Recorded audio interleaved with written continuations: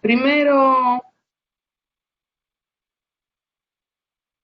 buenas tardes, buenos días a todas y a todos los que nos estáis escuchando. Buenos días para los que nos estáis escuchando desde Latinoamérica.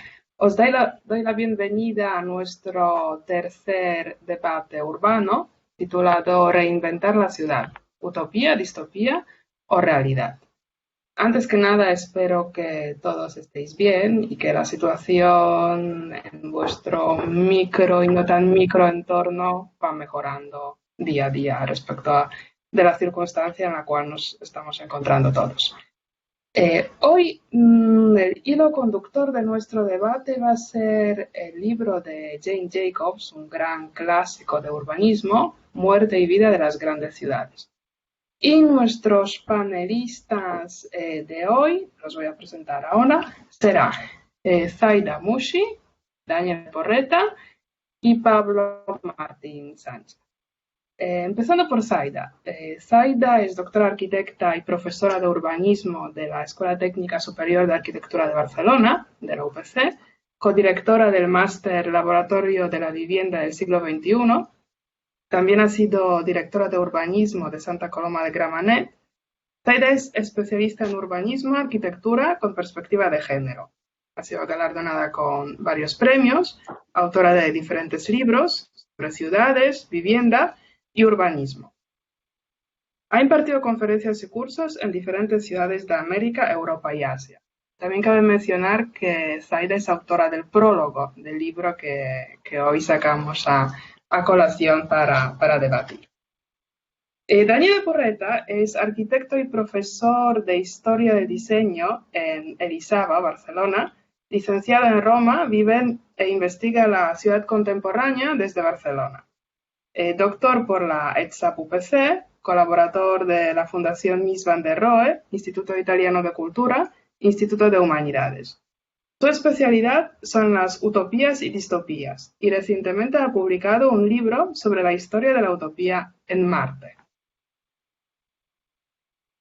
Y nuestro tercer es Pablo Martín Sánchez.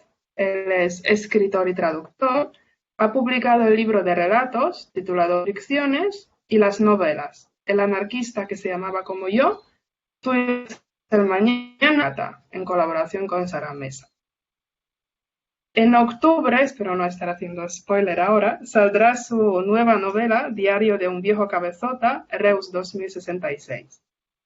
Pablo es el único miembro español de Ulipo, que es un grupo francés de experimentación literaria, un club que según Wikipedia ya nos lo confirmará Pablo, es selecto, secreto y no convencional y busca lo que se llama literatura potencial.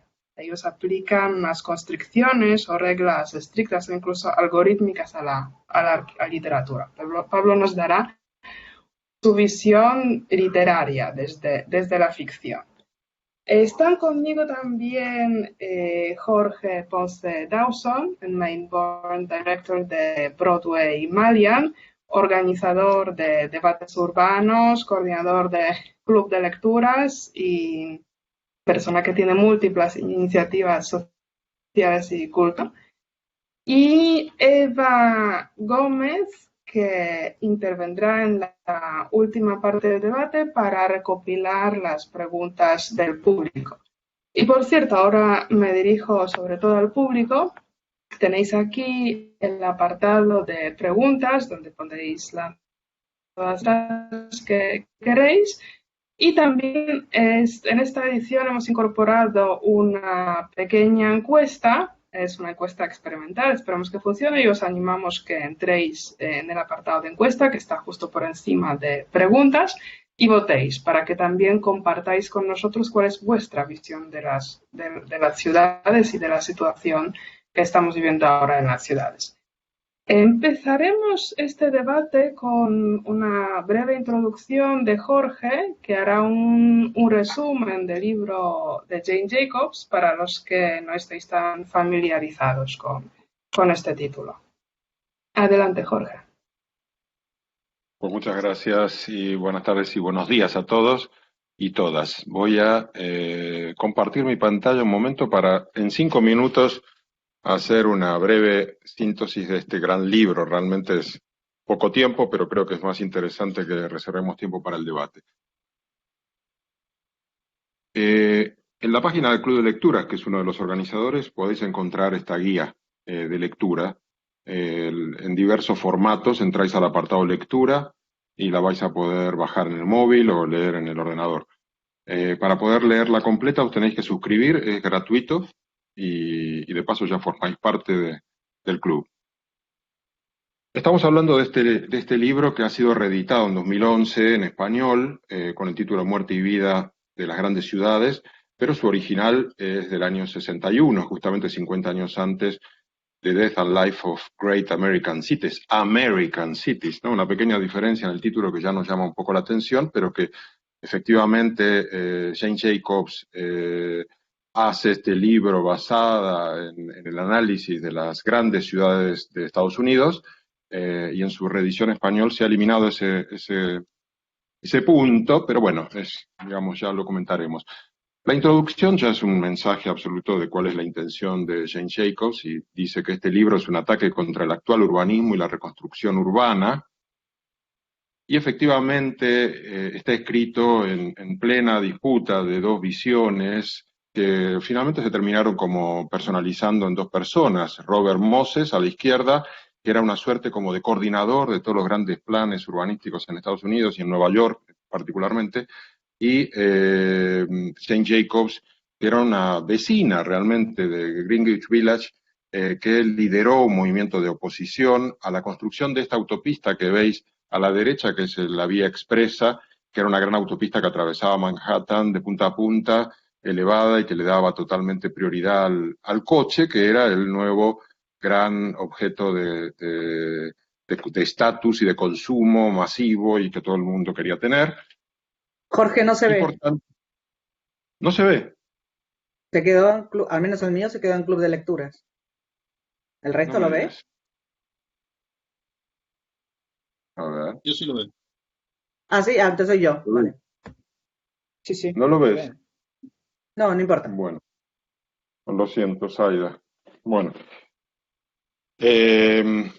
Bueno, aquí en estas fotos donde se ven un poco las acciones que hacían en la ciudad, está ella en la foto de la derecha, en el centro de este grupo. No solamente participó en la oposición a esta autopista, sino a muchos otros movimientos urbanos, digamos, muy interesantes. Y luego lo que es el libro está dividido en 4 partes.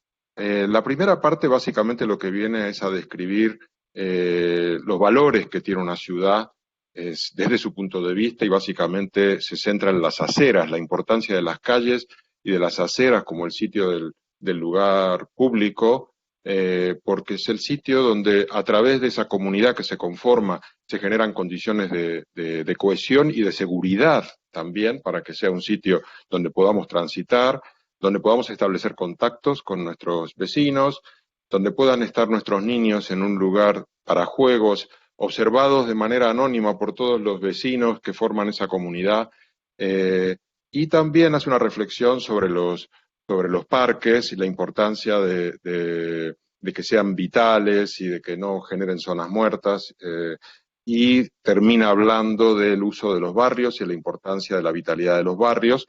En el fondo es como la descripción positiva de los aspectos que ella valora de una ciudad viva. En el segundo apartado, de lo que habla es de cuál es esa condición que hace que una ciudad sea viva, y básicamente el punto fuerte es su diversidad, es una especie de usos mixtos y de mezcla de gentes que tengan diferentes actividades y que garanticen un uso continuado de las calles y del espacio público, de tal manera que sea una ciudad vital, que no tenga zonas muertas. Y todo esto en oposición al planeamiento ortodoxo del movimiento moderno, que se ve un poco ejemplificado en esta imagen que vemos a la izquierda de la Villa Radiante de Le Corbusier, que, por ejemplo, para París propone demoler absolutamente todo y hacer una serie de torres con unos espacios públicos muy desangelados, que son prácticamente un vacío y que niegan esta visión de la calle que tiene Jane Jacobs. En el tercer apartado de lo que habla sería de cuáles son esos aspectos negativos que pueden hacer que una ciudad no sea vital, y básicamente es que la propia lógica del mercado puede hacer que un determinado uso se termine imponiendo a los demás y por tanto le quiten la diversidad. Los edificios que generan fachadas ciegas o que son grandes moles y que enfrían las calles de su derredor son casi como una frontera, una especie de borde que le quita vitalidad a la ciudad.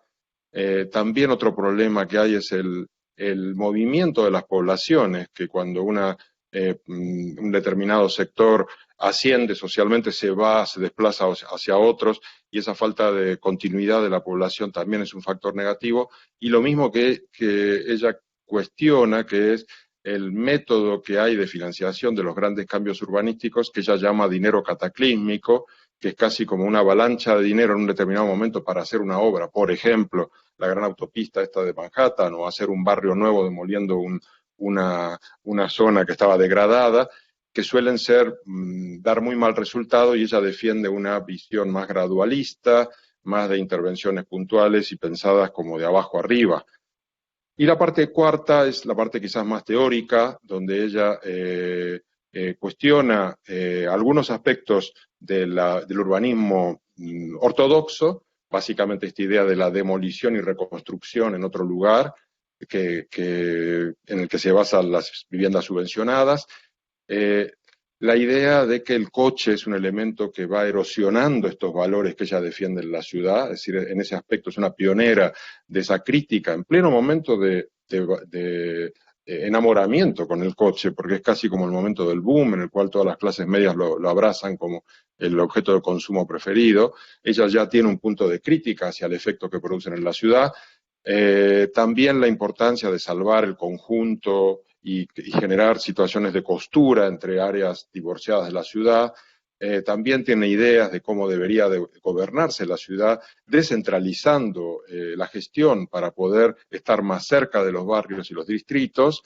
Y por último, hace una reflexión respecto a qué tipo de problemas la ciudad, que lo considera como un problema de complejidad organizada, semejante a un organismo vivo, y de allí viene el título del libro, que es prácticamente: estos organismos pueden vivir muy bien, pueden enfermar y pueden morir.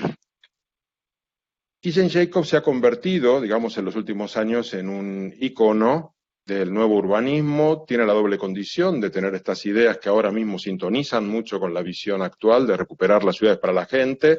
De hecho, por ejemplo, Jan Gehl, uno de los referentes, la mencionan en su libro como la abuela del nuevo urbanismo, y también ha tenido mucha continuidad a través de estos paseos urbanos que son una excusa para debatir sobre la ciudad, que se están reproduciendo en casi todas las grandes capitales del mundo, y la han hecho famosa y la han convertido en un ícono. Y si buscáis en internet vais a encontrar muchas ilustraciones e imágenes de Jane Jacobs.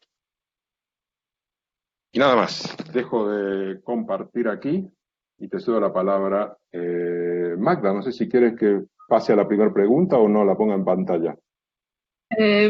Sí, si quieres puedes poner la primera pregunta en pantalla.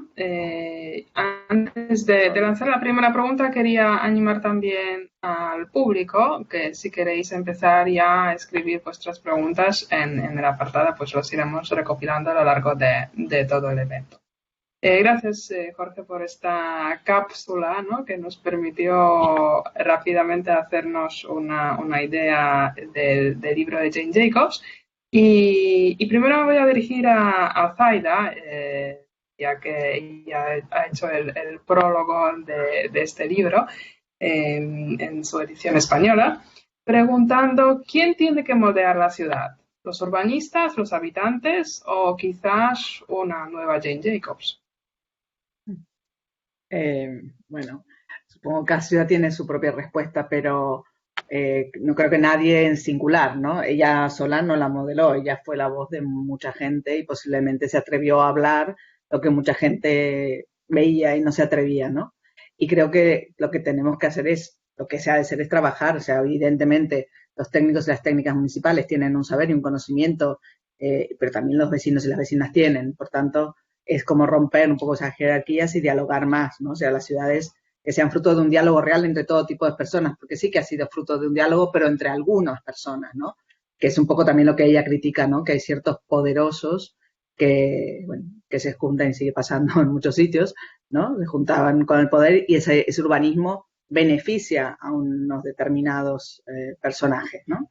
Entonces, a veces se habla de participación como si fuera, pero solo se habla de participación cuando estamos hablando que participa la gente normal, la gente de la calle, la gente vulgar, que podría decir Jean Jacob, ¿no? Pero en realidad los poderes en general siempre están en contacto con otras gentes que no están dentro del gobierno, del poder, y que le influyen, por tanto, pero ahí ya no hablamos de participación, ¿no? Son lobbies o son encuentros a cenas y donde se pasan muchas informaciones. Por tanto, creo que el urbanismo tiene que ser una acción conjunta, dialogada, en la que realmente se busque, que creo que es lo que buscaba ella, el bienestar y el bien común, no que todas las personas podamos vivir bien en la ciudad. Perfecto. Daniele, ¿tú qué opinas al respecto de quién debería hacer el urbanismo ahora en Bueno, la situación y hola. qué Bueno, qué antes pistas de nos todo, da Jane Jacobs? gracias. Bueno, antes de todo, hola y gracias por la invitación. Yo estoy de acuerdo con Zaida, o sea, es evidentemente de sentido común, ¿no? Responder que no hay un actor que tiene que ser el responsable de la gestión de la ciudad y de moldear la ciudad.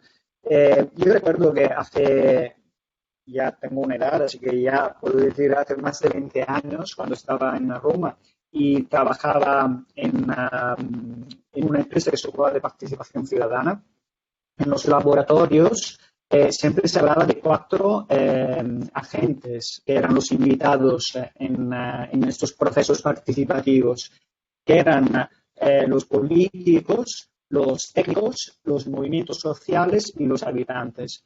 Es evidente que no puede haber una gestión o una proyección del futuro de la ciudad sin pensar en los habitantes, pero también ahí los procesos participativos fallan si no hay también los otros actores que participan y se responsabilizan. Y claro, lo ha dicho Zaida, o sea, el riesgo muy a menudo que hay algunos intereses que prevalezcan, ¿no? A veces en la historia de las ciudades hemos visto que los proyectos económicos o los proyectos de promoción inmobiliaria son casi los que moldean la ciudad y los habitantes pasan por ser no tener voz, ¿no? En esos procesos. De acuerdo. Vamos a preguntar también a Jorge, que sé que tú has hecho una lectura bastante crítica de la propuesta de Jacobs, Jorge, y tienes otra perspectiva. ¿Qué opinas tú? ¿Quién debería de moldear la ciudad post-pandemia o la ciudad pandémica, más bien, la ciudad de ahora?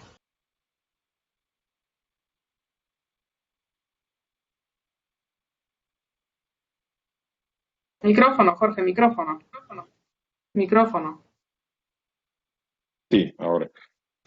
Nada, cuando dices crítica parece que soy aquí Robert Moses, nada que ver, es decir, me encanta la propuesta de Jane Jacobs, creo que tiene muchísimo mérito, que sucedió en un momento muy previo a estas ideas, es decir, que en alguna manera es una precursora.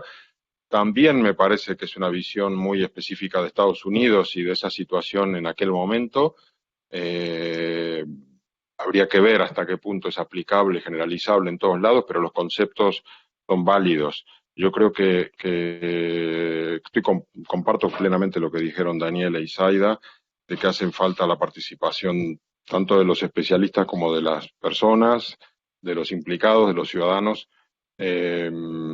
Y creo que ahora mismo hay un movimiento de revisión, de revisionismo urbanístico, digamos, muy interesante, en el cual estas propuestas, como la de Jane Jacobs, tiene cada vez más eco y de alguna manera nosotros nos sumamos a esa visión con estos debates urbanos también y lo vemos con mucha ilusión, porque creo que no solamente es un tema de uso de las calles y demás, sino que también que los diferentes sectores económicos, de alguna manera, están viendo cómo insertarse en esta nueva ciudad, cómo pueden funcionar en una nueva ciudad sostenible, en una nueva ciudad más próxima. Está calando esta idea de una ciudad que reduzca los desplazamientos, una ciudad sin coches, y todo esto forma parte de esta misma constelación de ideas en la cual Jane Jacobs es como una especie de referente. Así que, nada, no sé si con esto he respondido o he divagado mucho.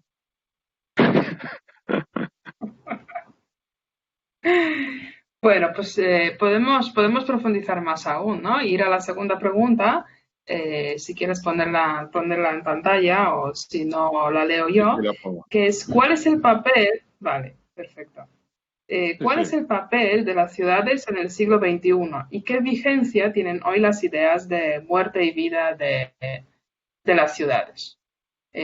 Vamos a seguir por el mismo orden, empezando por Zaida.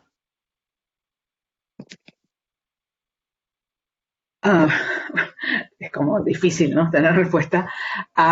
El papel de la ciudad del siglo XXI, digamos, la ciudad tiene un papel importantísimo tenido, o sea, es como un aparato complejo que hemos construido. Lo que pasa es que tenemos que seguramente repensarnos y repensarlas y ver cómo ciertas...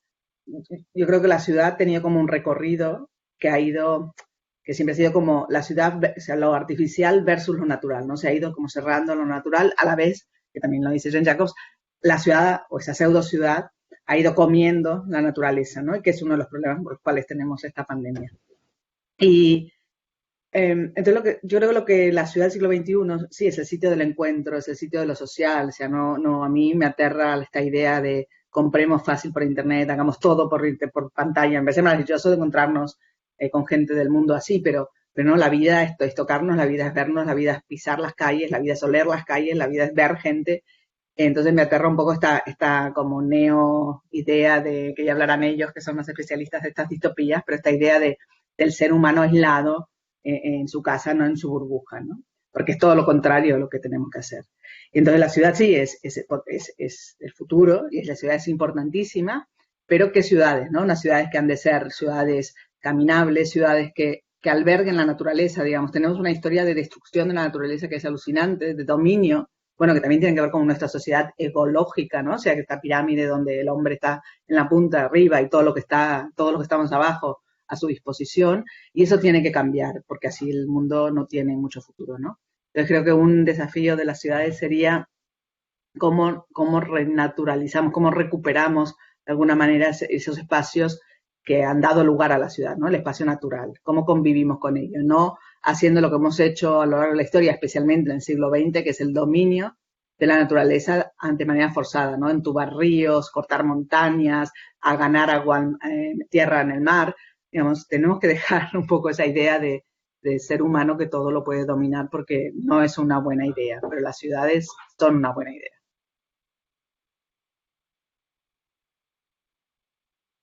Perfecto. ¿Tú qué quieres añadir, Daniele, a esta recuperación de la naturaleza dentro de la ciudad? Bueno, o si quieres recuperar alguna idea de Jane Jacobs para ver si sería de aplicación ahora. Sí, justo yo estaba pensando que yo leí Jane Jacobs muy tarde y además cuando lo leí el libro tuve la sensación que había muchas cosas que decían que eran correctas, pero que ya eran asumidas, por ejemplo, por los movimientos sociales, no tanto por la administración pública, pero tanto por las personas que se implicaban para elaborar prácticamente lo que pasaba en ciudades como Barcelona. Pero sí que, para hacer un poco de crítica, yo creo que también que este libro tiene mucho que ver en el contexto en el que fue escrito, y hay algunas cosas que podemos también mirarlas críticamente. Por ejemplo, hay un concepto que es el tema de la vigilancia natural, de la mixticidad de los usos, que es un tema que ahora la administración pública en el diseño de los espacios públicos tiene en cuenta, ¿no? Pues hay problemas, por ejemplo, de la inseguridad urbana, y el hecho de que haya una vigilancia natural es algo que se considera un factor clave, ¿no? Para evitar también que el tema de la seguridad sea exclusivamente un tema policial. Es que la impresión es que hay muchas de estas medidas que ahora se toman en cuenta cuando se diseñan el espacio, se intenta solucionar determinados problemas, que estas medidas pero son medidas que no solucionan estructuralmente determinados problemas, ¿vale? O sea que a veces nos perdemos de vista que hay problemas que son estructurales y que a veces estas medidas que son correctas y que evidentemente se tienen que tomar en cuenta, lo que hacen es desplazar los problemas hacia otras áreas urbanas, ¿no? Y para acabar, la pregunta era sobre el papel de las ciudades, que es en el siglo XXI, que sí que es una pregunta que daría para hablar horas y horas. Yo, por lo que yo he leído, bueno, tengo la sensación que lo que hemos vivido es probablemente muy limitado respecto al problema que tendremos con el tema del cambio climático. Y estoy convencido que las ciudades sí que tendrán un papel mucho más importante de lo que hayan tenido hasta ahora respecto al cambio climático. Respecto sobre todo a problemas que tendremos, que serán problemas ecológicos, de vivienda, y la ciudad compacta, un cierto modelo de ciudad, sigue la respuesta a estas problemáticas. Gracias, Daniele. Jorge, ¿tú quieres añadir algo y reivindicar tal vez el éxito de la digitalización, ¿no? Lo que estaba criticando Zaida, la naturaleza virtual y el afán de relacionarnos a través de la pantalla? Pues quizás esto también hace ciudad, ¿no? No sé, ¿qué opinas? Yo opino que sí, porque de hecho nosotros, basados en esta segunda naturaleza que hemos construido de Internet, ahora hemos aprendido a teletrabajar y eso nos permite reducir los desplazamientos y por tanto, de alguna manera contribuye a que dejemos los coches más tiempo aparcados o ya no los tengamos. Entonces, creo que no está mal. Creo que la tecnología en sí depende para qué la usemos, pero digamos, ahora esta oportunidad que estamos aprendiendo de usarla para no desplazarnos, puede ser una idea que se asocia a esta idea de nueva ciudad, de proximidad, a mí me parece interesante. De hecho, nosotros en el estudio estamos apostando por ello, hemos ya adoptado el teletrabajo como de manera permanente, hemos decidido reducir nuestra oficina a la mitad de tamaño, estamos metidos de lleno en las oportunidades que se abren. ¿Para qué? Para tener unas vidas más calmadas, más amables, para tener más calidad de vida, para poder movernos, ir a la oficina fuera de la hora punta. O sea, muchas cosas que creo que se deben a esa tecnología. Por otro lado, estoy de acuerdo con lo que decía Zaida, en el sentido de que las ciudades son la máxima expresión del dominio de los humanos sobre la naturaleza y lamentablemente somos una plaga. Somos una plaga que ahora con esta pandemia queda muy en evidencia y la solución a eso no es sencilla, no se va a resolver con unos pequeños ajustes por aquí y por allá. Es un cambio de chip total, que aquí casi habría que ir a pasarle la palabra a Pablo para que nos hable de no de distopías, sino de cambios absolutos de modelo para ver si podría existir algún modelo de equilibrio con la naturaleza para una especie que se ha hiperreproducido como la humana a un nivel que no es normal en la naturaleza. Digamos, ese es el principal problema, es decir, que hemos crecido a un punto que no es normal, es una especie de excepcionalidad y ahora empezamos a tomar conciencia, pero cómo resolver eso, cómo ir para atrás, cómo bajar la velocidad, cómo insertarte en los ecosistemas, cómo dejar de hacer turismo a lo loco para viajar y viajar, que no tiene ningún sentido, todo ese tipo de cosas, no sé hasta qué punto vamos a cambiarlas. y eso afecta también al modelo de ciudad. Sí, efectivamente, la idea era ahora pasar la palabra a Pablo. Antes simplemente un pequeño comentario de la encuesta, que veo que aquí estáis comentando que no funciona. No sé si, como he dicho, estamos experimentando, no sé si se podrá arreglar la encuesta. Si no, disculpad, quedarán en todo caso las preguntas y los comentarios. Pasemos entonces desde la perspectiva urbanística de Jane Jacobs a lo que es la ficción, o la ficción de anticipación, o la distopía. Pablo, tú has hecho un experimento de confinamiento y de visualizar la pandemia antes de que llegó a ser la realidad, ¿no? De esto trata tu próxima novela. Por lo tanto, has anticipado de alguna forma, te has preparado para la ciudad compacta confinada, y de esta ficción, pues hemos saltado a la realidad. Explícanos un poco cómo ha sido esta experiencia y cuál es la perspectiva literaria para ver la ciudad y sobre todo la ciudad pandémica. Bueno, yo creo que los escritores y escritoras desde hace mucho tiempo han intentado imaginar cómo sería el futuro, ¿no? Desde la utopía de Tomás Moro hasta todos los autores y autoras de ciencia ficción que desde el siglo XIX, el siglo XX han imaginado esas ciudades que luego han pasado a formar parte del imaginario colectivo, también en el cine o en las series de televisión, ¿no?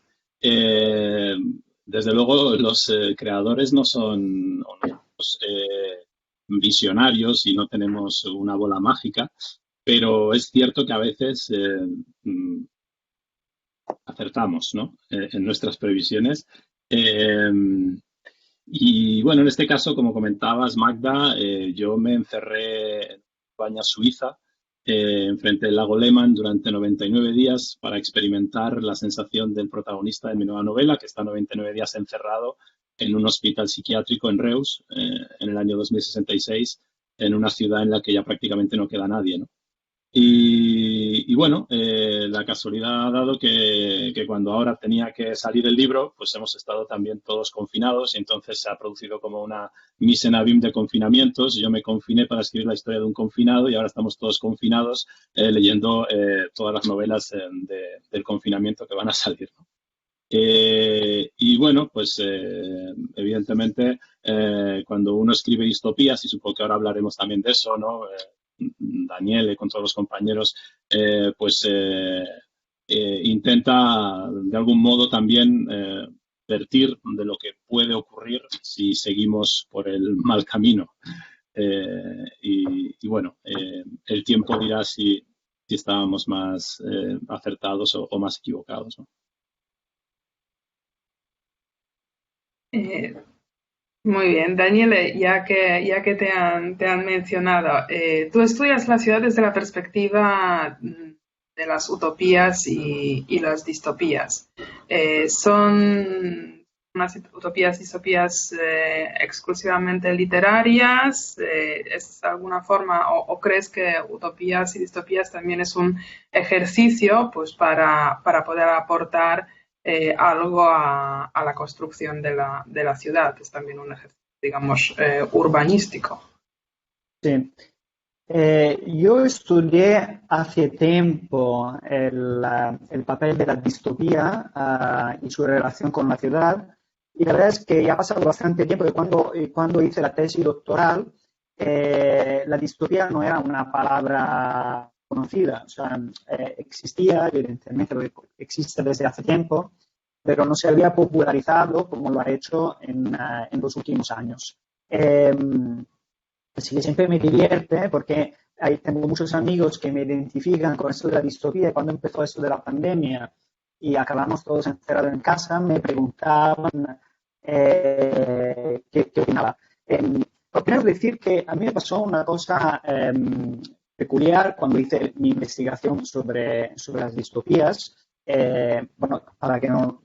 Porque si alguien está despistado y no sabe qué son estas proyecciones en el futuro de sociedades negativas, ¿no? Degeneradas, el contrario de la utopía.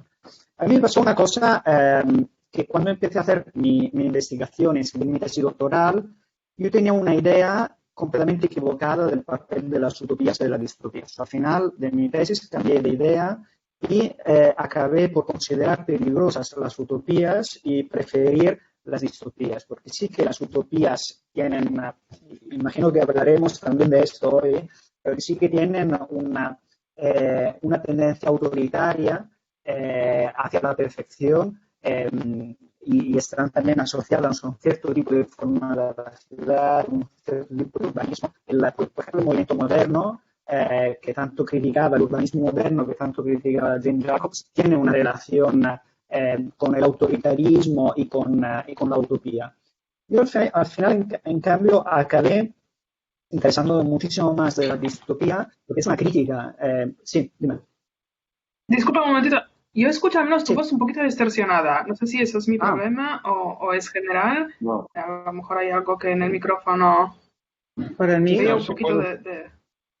coger el Si micrófono con la mano y coger el micro, acercártelo. así puede que mejore la Sí, calidad o de- también si queréis puedo quitarme el micrófono y probar con... Ahora está perfecto.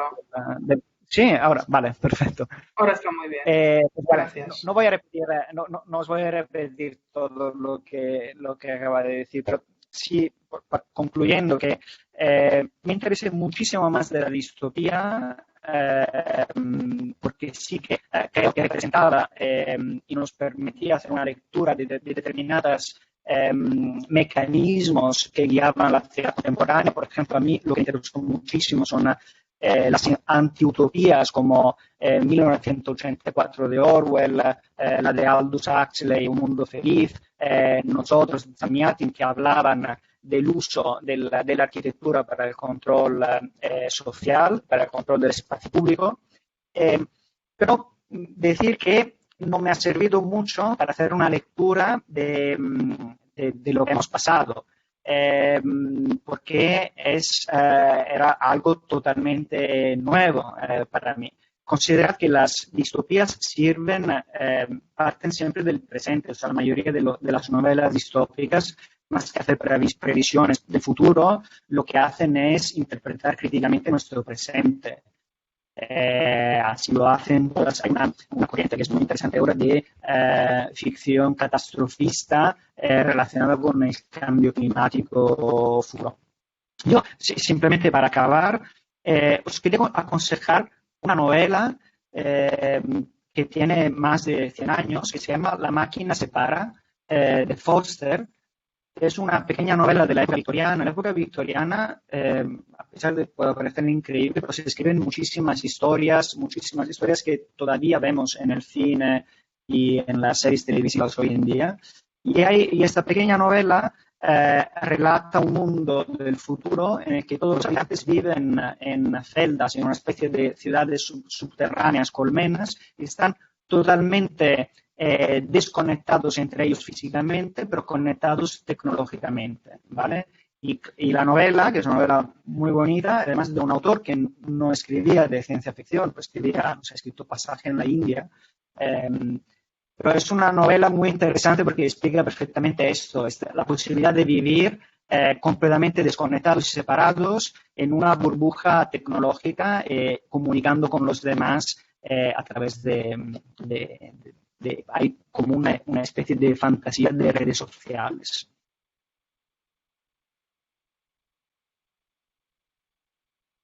Se me ha oído, ¿no? Gracias. Sí, a ratos. A lo mejor con tu siguiente intervención intentaremos a cambiar el micrófono. A lo mejor habla del ordenador porque se sigue escuchando las distorsiones. Vale.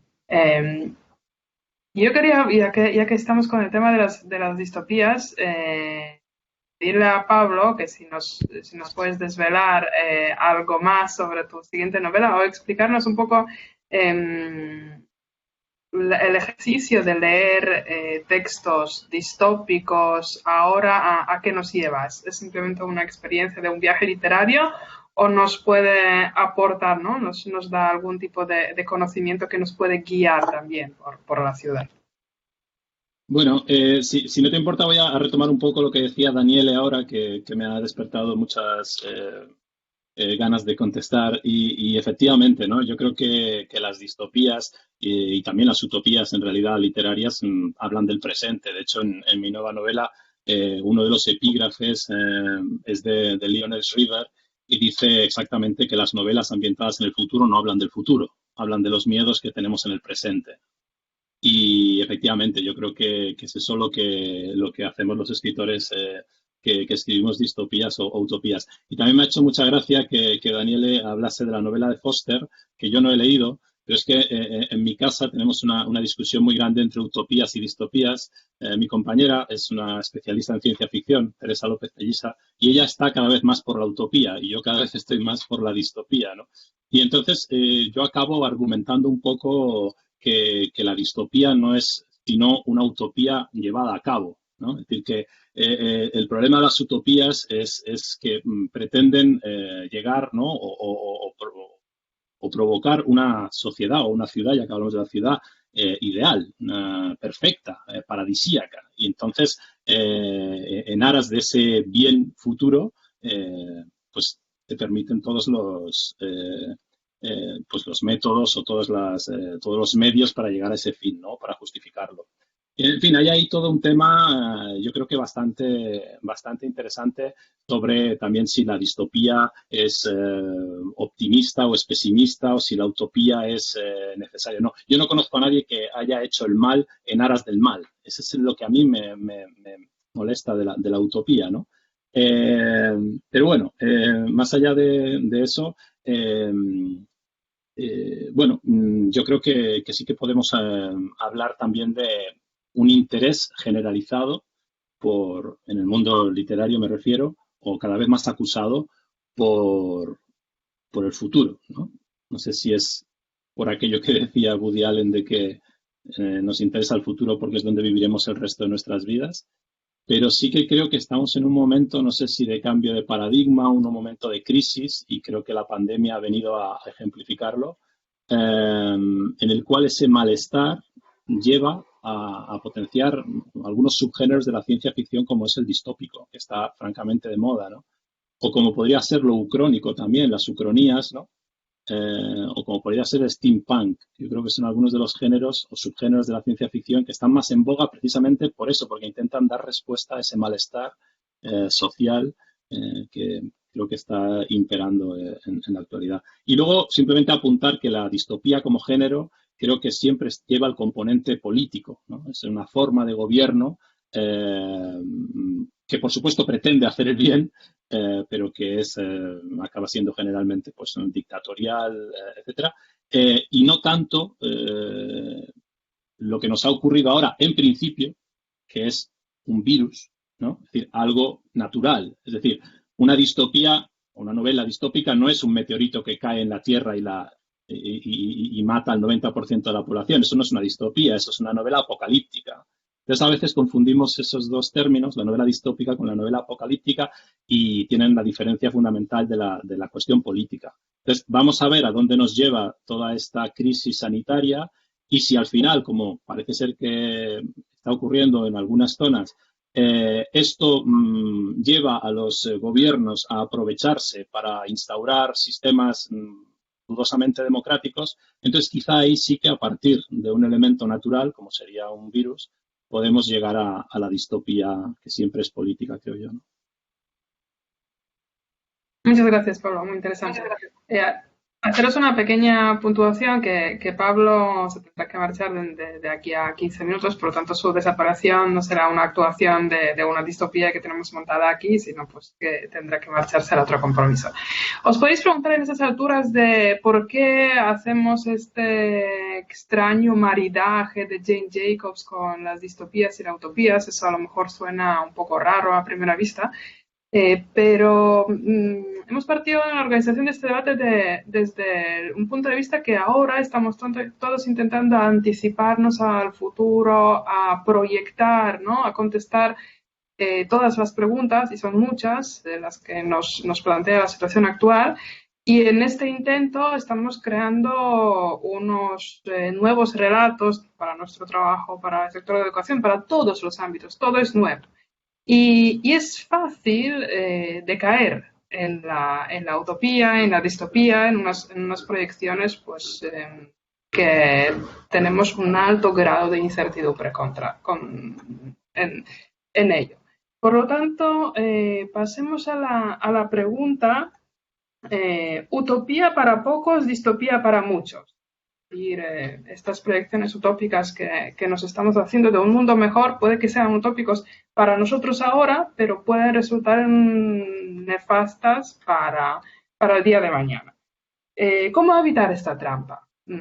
Y ahora, si consideráis, podemos nuevamente retomar la lectura de Jacobs o vuestros propios ejemplos. Regresamos al tema de la ciudad. ¿Cómo evitar caer en la trampa de que la utopía para pocos será la distopía para muchos? Zaida. Perdón. Sí, igual quería hacer algunos comentarios respecto a lo que se ha ido diciendo.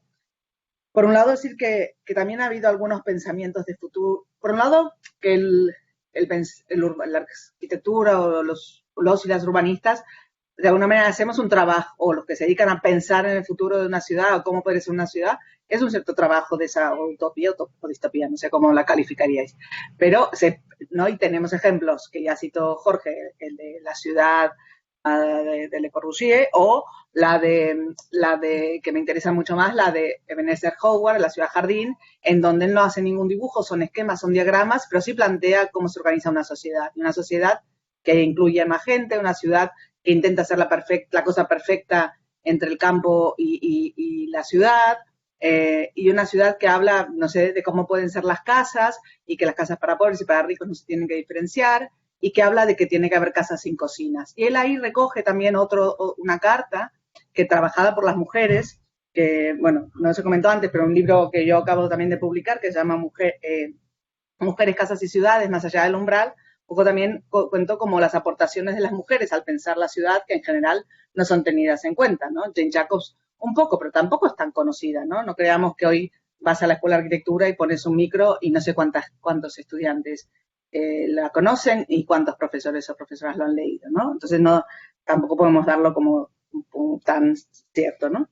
Entonces, Ebenezer Howard se basa en pensamientos de mujeres del siglo XIX, este siglo que por un lado es muy denostado, pero por otro lado tiene toda esta creación que también hablaba Daniele antes. Es un ciclo muy, muy prolífico, ¿no? Y aquí también las mujeres aportan, ¿no? O sea, cómo se podía vivir diferente, ¿no? Cómo esa tecnología, la tecnología que decía Jorge, se puede usar de una manera o se puede usar de otra. Y ellas plantean, algunas, especialmente, que podíamos tener casas sin cocina. Entonces llega a ver desde la ciudad del llano, una ciudad de la cual habla Dolores Hayden, proyectada, una ciudad que no tiene cocinas, donde las casas no tienen cocina. La cocina es un trabajo fuera del hogar, es un trabajo productivo, ¿no? Porque es un trabajo que necesita una especificidad. Pero también nos podemos ir más lejos, ¿no? En 1405, para mí también hay un texto que es una cierta utopía. Lo que pasa es que Tomás Moro no había escrito todavía su texto, que es de 1516, por tanto la palabra utopía no sé si existía antes o no, igual sí. Pero en 1405, Christine de Pizan escribe un libro que se llama La ciudad de las mujeres. Y ella piensa cómo puede ser una ciudad en donde, en ese caso, las mujeres no sufran, las mujeres no sean tratadas mal como eran tratadas, no hubiera guerras, donde fuera una ciudad de la sabiduría y del buen vivir. Entonces, creo que a veces depende de dónde nos paremos, ¿no? Para ver para qué utopía hacemos, ¿no? Y, por ejemplo, también yendo a la tecnología, esta idea de que nos quedamos en casa porque la tecnología nos lo permite, yo creo que la tecnología nos tiene que permitir vivir a distancia a pie de casa, no quedarnos en una casa. Eso ya lo planteó también Frank Lloyd Wright en el año 29, con su utopía de la Broad City, de la ciudad formada por casas con su parcela productiva, y cuando yo quería juntarme con gente, iba a un centro comercial, iba a un gimnasio, iba a un estadio. Eso no es la ciudad. Y eso es recurrente en la historia norteamericana. Cada vez que aparece una nueva tecnología, el teléfono, ya la ciudad puede desaparecer, porque nos podemos comunicar por teléfono. Y no, en la ciudad es mucho más que este contacto específico, ¿no? Evidentemente no voy a decir que no vamos a teletrabajar, parte sí, pero parte no, ¿no? Pero que bueno, que siempre es esta idea que tiene mucho que ver con la cultura angloamericana de matar esa ciudad europea que desde la cultura angloamericana se ha visto siempre muy fea, muy mezclada, muy muy desordenada, muy invasiva de la privacidad, de quien tenga privacidad, ¿no? Que no todo el mundo tiene privacidad. Y para callarme, hay una novela también que ha sido ahora republicada en castellano, que es fantástica, y que es como una utopía y una distopía a la vez. Se llama Mujer al borde del tiempo, de Merce Pierce, y es una mujer que vive un momento, un presente en ese momento, pero que podría ser, que también es una crítica, casi también lo que estamos viendo hoy de ¿no? Black Lives Matter, etcétera. O sea, cómo el poder maltrata a unas minorías o no tan minorías, aquellos, y desde los sistemas psiquiátricos, los sistemas económicos, el quitar los hijos y las hijas a personas que son inmigrantes y que no tienen recursos, en lugar de pensar qué es lo que está pasando.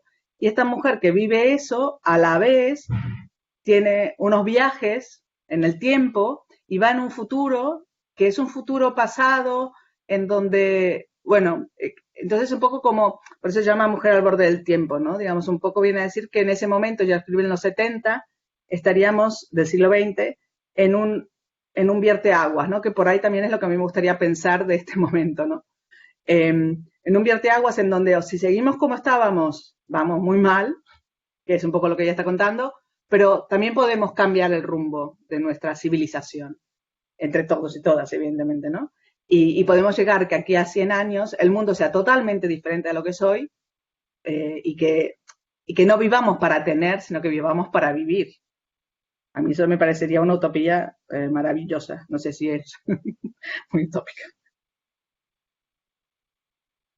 Gracias, Aida. Sé que te tienes que marchar pronto, Pablo, entonces a lo mejor nos quieres añadir algo desde el punto de vista del escritor, cómo evitar esta trampa que la utopía para pocos sea distopía para muchos. Si hay algún camino que nos permite, que la ciencia, que la literatura nos permite recorrer para evitarla.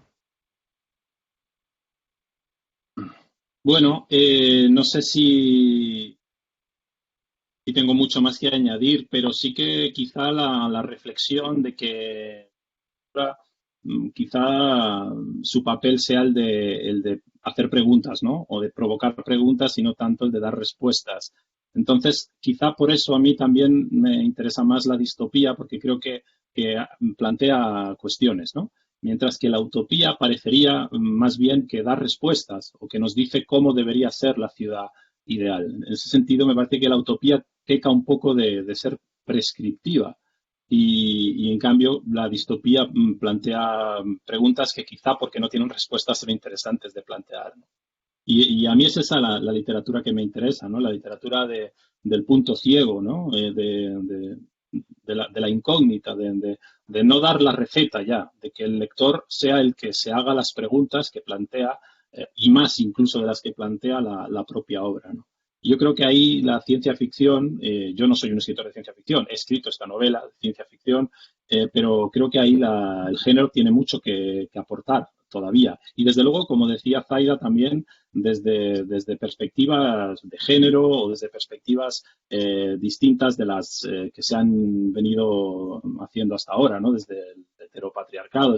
Hay novelistas de ciencia ficción maravillosas como Ursula K. Le Guin, que proponen como una novela titulada La mano izquierda de la oscuridad, sociedades donde directamente no hay distinción de género o de sexo, o más bien los habitantes de esa sociedad cambian de sexo cada X tiempo, ¿no? Y pasan unos meses, son mujeres y al mes siguiente son hombres y entonces pueden tener hijos cuando tienen el periodo y no tenerlo cuando son hombres. En fin, que creo que la ciencia ficción puede especular mucho más allá de lo que generalmente se entiende por ciencia ficción, como podrían ser platillos volantes o viajes en el tiempo, y proponer sociedades no binarias o de cualquier tipo. Y me parece que ahí hay también un terreno fértil, no solo para la distopía, no solo para la utopía, sino para la literatura de ciencia ficción en particular y la literatura en general. Muchas gracias, Pablo. Me ha gustado mucho esta reflexión donde le otorgas a la literatura o a la ciencia ficción el papel de provocar la reflexión filosófica, ¿no? De quien disfruta de ella. Me pareció muy interesante. Daniele, el estudio de la utopía, la conoces en profundidad, ¿nos puede permitir evitar la distopía, evitar caer en la trampa que nos vamos a creer cualquier utopía? Bueno, antes de todo, decir que en este momento casi no tenemos utopías. O sea, la utopía ha sido un género literario asociado también a la política y a reivindicaciones sociales que ha tenido un papel. Se me escucha mejor, espero ahora, ¿no? Parecido. Igual de mal, vale, lo siento. El papel de la utopía ha sido muy importante en la historia del pensamiento occidental y ha sido muy relacionado con el urbanismo. Lo que pasa es que lo que tenemos que considerar es que ahora casi no producimos utopías, no tenemos confianza en el futuro. En los últimos años, yo he hablado muy a menudo con mis amigos de ese tema. Vivimos una saturación de distopías. Y además, como decía Pablo, lo que caracteriza hoy la ficción,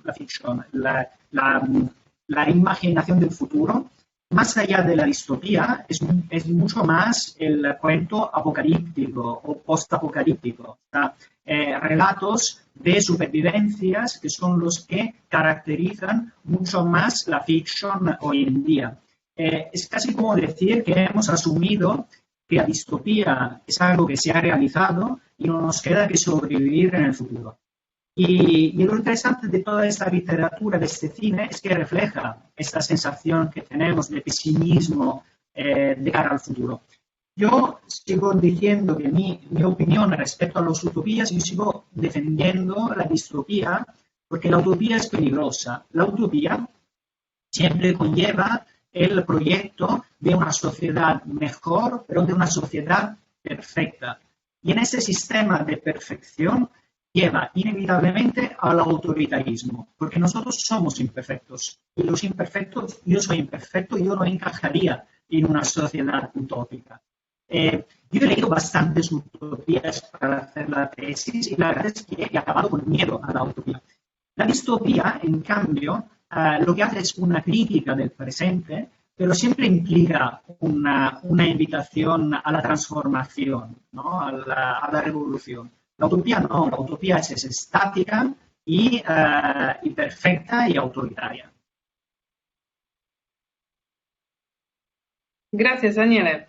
Creo que antes de dejar ya a Eva que nos presente las preguntas del público, podemos hacer una pequeña clausura de las intervenciones a modo de contestar la pregunta ¿qué características debería de tener la ciudad ideal? Intentando pues, que sean simplemente unos conceptos, porque tenemos creo que unas cuantas preguntas aquí de los que nos están escuchando. Vamos a empezar por Zaida. Vale, la ciudad ideal, la ciudad ideal para mí sería una ciudad cuyo fundamento sean los cuidados, sea la vida de las personas, sea que nos permita desarrollar la vida, todas las personas, nuestra vida diaria, cotidiana, vivir. Y en ese sentido, unas ciudades que estén en relación al sitio en el que están, a las capacidades del lugar, a unas ciudades que respeten su entorno natural y que no sean unas ciudades que estén todo el tiempo compitiendo para ver quién atrae más turistas, más cruceros, más edificios altos, más y más y más. O sea, para mí mi utopía sería la ciudad de los cuidados, la ciudad del vivir.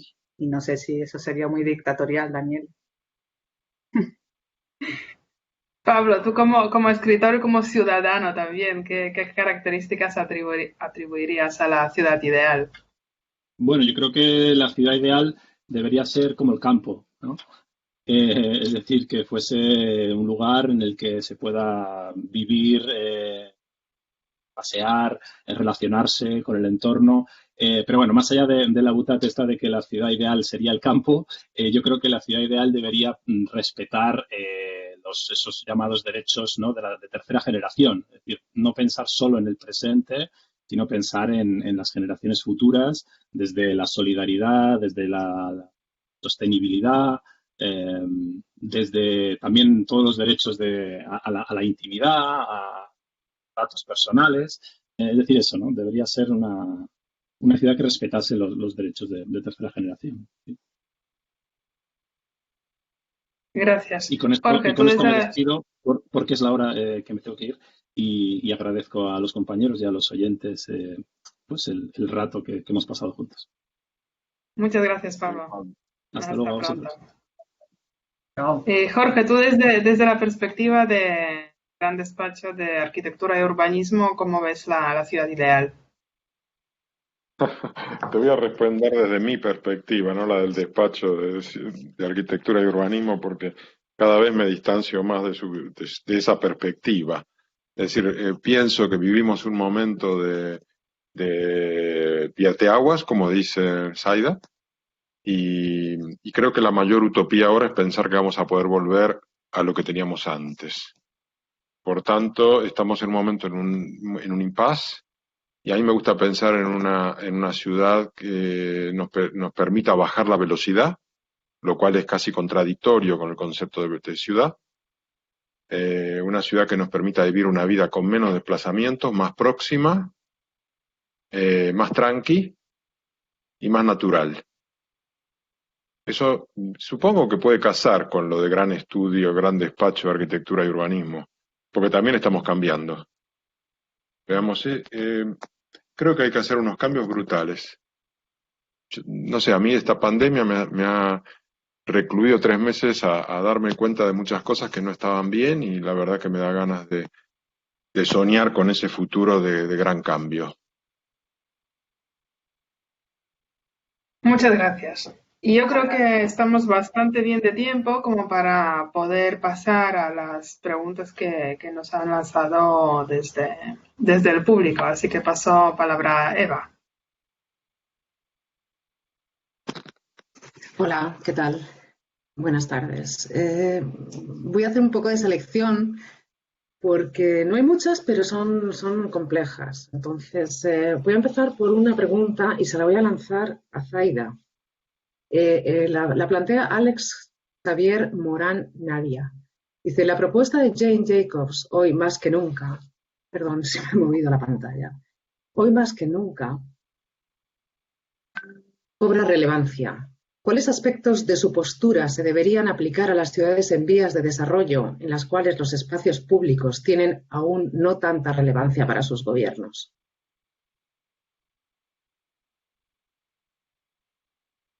Micrófono, Zaida. Yo creo que la mayor lección que podemos sacar de Jane Jacobs en general para todos y para todas las ciudades es precisamente que hay que caminarlas, que hay que conocerlas y que cada ciudad tiene en sí misma el problema y de alguna manera la solución, y que el espacio público de las ciudades latinoamericanas, bueno, soy latinoamericana y conozco también muchas, creo que tiene mucha riqueza. Una cosa es que el gobierno se ocupe o no, son súper ricos, lo que pasa es que posiblemente no responden al esquema, a esa imagen de un espacio público sanitizado y perfeccionalizado que la ciudad global nos ha vendido, ¿no? Pero el espacio público no es eso.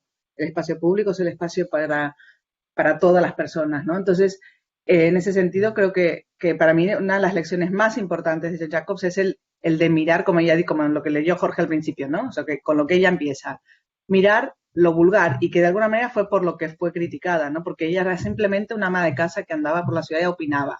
Pues eso hay que recuperar. Y para mejorar las ciudades, no niego, y ya lo dije al principio, el trabajo, evidentemente, de las personas técnicas y técnicos y la responsabilidad política. O sea, evidentemente eso está allí. Pero las personas que habitamos los sitios tenemos mucho que decir, mucho que hacer, y como técnicos y técnicas tenemos que aprender a mirar, a caminar, ¿no? ¿Cuánta gente proyecta cosas o proyecta barrios o sitios en ciudades y no ha caminado, ha ido en coche? y siempre se puede caminar, aunque sea mal, y precisamente eso es lo que tenemos que aprender, que si no se puede caminar tenemos algún problema, ¿no? Entonces yo creo que la lección más importante es mojarse en las ciudades y caminarlas y ver cómo mejorarlas desde ellas mismas. Gracias. La siguiente pregunta se la voy a pasar a Daniel. Es de Sara Juárez. Dice, creo que una de las grandes aportaciones de la escuela norteamericana la podemos ver con Ian McHarg. ¿Dirían que su método de usos permitidos y no permitidos del suelo con determinismo fisiográfico sería una buena solución para las pandemias? Yo no conozco esta teoría. Es una pregunta muy difícil. ¿Puedes repetirla? Sí, dice, creo que una de las grandes aportaciones de la escuela norteamericana la podemos ver con Ian McHarg. ¿Dirían que su método de usos permitidos y no permitidos del suelo con determinismo fisiográfico sería una buena solución para las ciudades post-pandemia? No sabría qué contestar. No conozco esta teoría. ¿Tú, Zaida, me ayudas? Sí, bueno, es el estudio, ¿no?, de cómo entender muy brevemente cómo las capacidades de la Tierra, el mosaico territorial, la idea que después también desarrolló Forman, creo que es el mosaico territorial, es un poco entender eso, las capacidades del lugar y cómo la ciudad se asienta en un sitio con unas capacidades, ¿no? Pero yo creo que también, volviendo a Jean Jacobs, más que a Ian McHarg, que también es súper interesante y sería como una lectura de paisaje ecológica previa que se hablara de esto, es que Jean Jacobs también es muy crítica con este abandono, estas ciudades que crecen por crecer, este suburbio infinito, el ir abandonando cosas, irse cada vez más lejos. Yo creo que eso sí es muy importante para retomar en las ciudades y esa ciudad post-pandemia, porque el virus que hemos tenido sí que es natural, pero lo que no es natural es que haya venido a las ciudades, es que nosotros como habitantes y como humanos hemos y constantemente lo estamos haciendo, invadiendo territorios donde están millones de virus, pero pues están allí. Si los invadimos y sacamos los espacios de habitar, evidentemente vendrán a nuestras ciudades, ¿no? Entonces es también cambiar el chip, ¿no? Esta ciudad infinita, el suburbio, el escape, además que no hay tierra suficiente para todo el mundo, ¿no? Pero no sé si las ciudades ya las tenemos, no sé si es posible esa respuesta. Si programamos una ciudad nueva, igual sí, lo que dice Ian McHarg, y estudias bien qué capacidades tiene cada parte para determinar qué puede ir allí. Pero creo que eso se puede acercar a las utopías que decía Daniele, ¿no? Puede llegar a ser demasiado impositivo también. Sí. Yo quería añadir una cosa, que cuando estabais hablando de la ciudad ideal, yo inmediatamente pienso en la representación, ¿no?, de la ciudad ideal. O sea, si ponéis en Google, saldrá esta tabla de Urbino desde el final del 1400, pero también si miráis las otras imágenes, veréis que todas estas representaciones de la ciudad ideal casi no hay personas, son todas escenas urbanas totalmente vacías. Y entonces yo creo que igual tendríamos que empezar a hablar de ciudad real, ¿no?, más que de ciudad ideal, o sea, empezar a medirnos y a pensar más que en esta idealización de los espacios urbanos, empezar a pensar a las personas, ¿no?, que viven en estas ciudades. Yo también quería decir una cosa respecto al tema de naturaleza, ciudad y a lo que pasará con la ciudad después de lo que hemos vivido. Primero, la pandemia evidentemente ha visibilizado también problemas que tienen nuestras ciudades, también que temas que han afectado, el problema ha afectado de manera diferente los barrios, y también que hay diferencia entre personas, las que han podido teletrabajar, en cambio los que se han tenido que ir a trabajar y exponerse al contagio. Esto también es el reflejo de cómo son nuestras ciudades.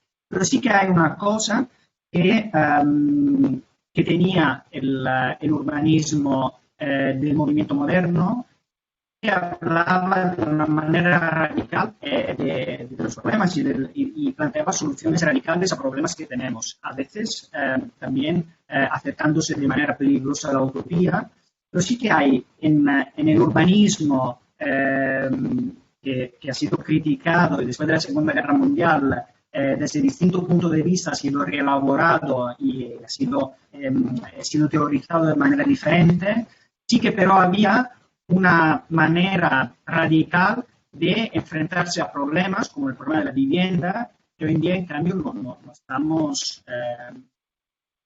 manejando como se hacía antes, ¿no? Igual, lo que se tendría que, desde un punto de vista crítico, es mirar a esta idea de radicalidad que tenían estas ideas del pasado y que hoy hemos perdido. Y hemos perdido también la confianza en el futuro que en cambio el movimiento moderno sí que tenía. Con su idea de progreso, con su idea positiva de un futuro tecnológico, pero sí que tenía una idea positiva de futuro que hoy en día nosotros no tenemos. Gracias a los dos. La siguiente pregunta se la tendría que hacer a Pablo porque él es el que ha dicho que su ciudad ideal sería como el campo. Pero como no está Pablo, pues se la voy a hacer a Jorge. Y es de Ural Espinoza, que dice, teniendo en cuenta que todo el territorio actúa en interrelación, ¿cuál será el rol de los sectores rurales o menos urbanizados en el periodo post-pandemia? ¿Cómo se redefinen los espacios de vivienda en el campo? Y a su vez, ¿cómo influirá esto en la ciudad post-pandemia? Bueno, personalmente es un tema que hablamos en uno de los think tanks anteriores. Es interesante porque en las últimas elecciones en España, uno de los temas de debate que se tiraban todos los políticos por la cabeza era la España vacía. Y yo creo que ahora, con este aprendizaje global del teletrabajo, hay una oportunidad para la España vacía para poder volver a poblarse. Y para gente que quiera tener más contacto con el medio natural o estar en un sitio más tranquilo. Yo creo que se va a dar un repoblamiento gracias a la tecnología. De hecho, digamos, nosotros estamos planteando, como estaba comentando, el empezar a implementar mucho el teletrabajo en nuestro estudio, y ya hay compañeros que han planteado la idea de quizás irse a vivir a otra ciudad, y bueno, quien dice otra ciudad dice a un pueblo. ¿Por qué no? Al fin y al cabo lo que hace falta es una buena conexión a Internet. A mí me parece que es una oportunidad también para buscar un balance mejor entre la ciudad y el medio rural. Es decir, no me disgusta esa idea, no sé qué pensáis los demás.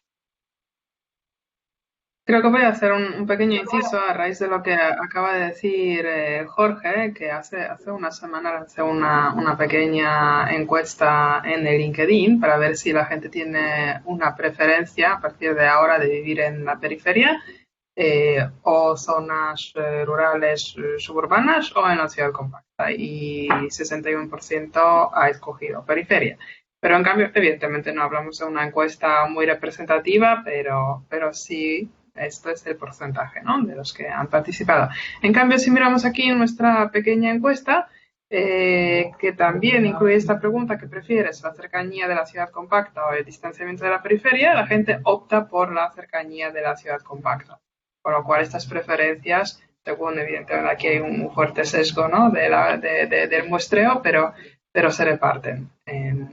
Hay gente que ahora abandonaría la ciudad y otros que siguen apostando fuertemente por permanecer en la ciudad. Bueno, o vivir en la periferia de una ciudad compacta, pero en un área más tranquila, con mucha naturaleza, y esa combinación puede ser muy tentadora ahora mismo.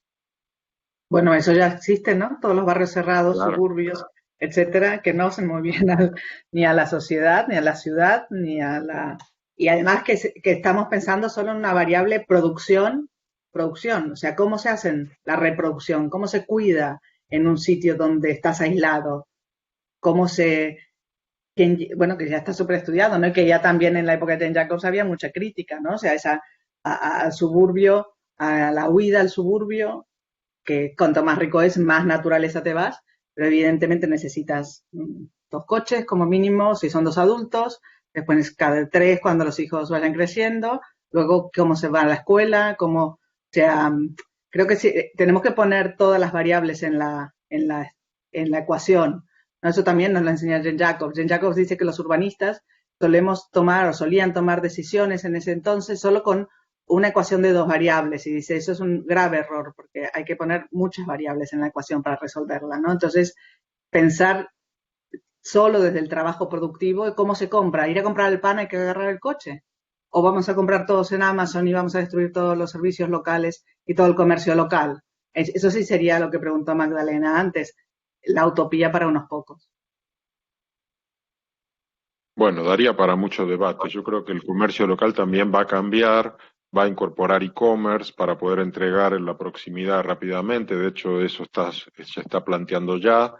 Los coches los vamos a usar muchísimo menos o casi no lo vamos a usar.